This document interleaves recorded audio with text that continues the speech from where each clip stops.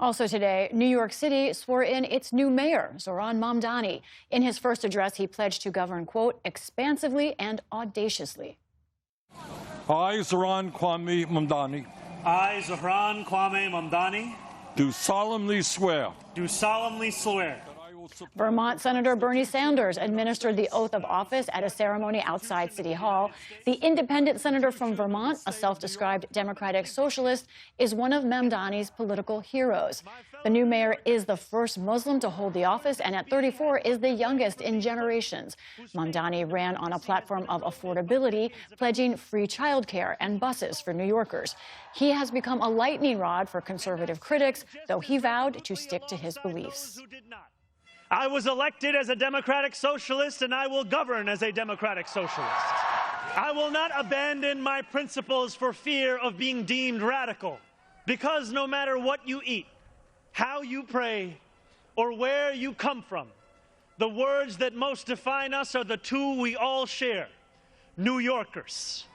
Today's celebrations came after Mamdani was officially sworn in as mayor just after midnight last night in a private ceremony at a decommissioned subway station near City Hall. In Iran, growing protests over the economy have now turned fatal, with at least 6 people reportedly killed. Images from inside Iran have been hard to come by, but eyewitness videos this week show scenes like this one of protesters trying to force their way into a government building in the southern Fars province. The protests come as the country's inflation rate has spiked, driving merchants to the streets in Tehran and other cities. They're the biggest since 2022, when the death of 22-year-old Mahsa Amini, while in police custody, triggered nationwide demonstrations. Russian officials say a Ukrainian drone strike killed 24 people and wounded at least 50 others in a Russian-controlled part of Ukraine's Kherson region. Moscow claims that 3 drones hit a cafe and hotel in the town of Horly on the Black Sea coast. Ukrainian officials insist they only target military sites. The attack comes amid a ratcheting up of violence between the two sides, even as diplomats try to move forward on peace talks.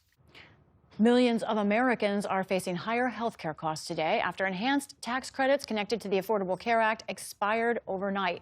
A battle over the subsidies led to a 43-day government shutdown this past fall. A House vote is expected later this month, but its outcome is uncertain. Separately today, new restrictions on so-called SNAP benefits are taking effect in 5 states, including Indiana, Iowa, and others. They limit beneficiaries from buying soda, candy, and other items. In California, a new wider ban on plastic bags at grocery stores and other retailers has gone into place. And in Virginia, a new law requires social media companies to limit the amount of time kids under 16 spend on their platforms to 1 hour per day, though questions remain over enforcement. And of course, with the new year comes the latest batch of American artistic creations entering the public domain.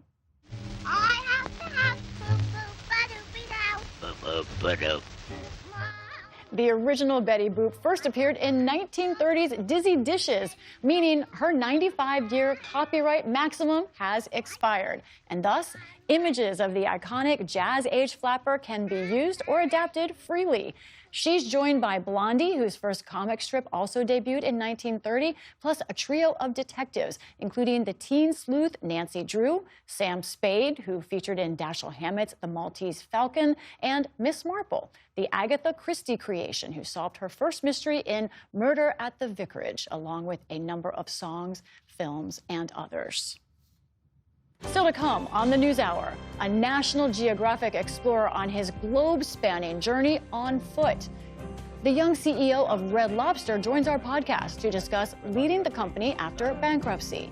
And we explore the Scandinavian concept of hygge and its growing popularity in the U.S. This is the PBS NewsHour from the David M. Rubenstein studio at WETA in Washington, headquarters of PBS News. Wait just a second. We have one more thing to share. We want to say a heartfelt thank you for watching and supporting PBS News. Without you, we simply wouldn't be able to provide the news and the information that you trust. So thank you from everybody here at PBS News. Support journalism you trust. Support PBS News. Donate now, or even better, start a monthly contribution today.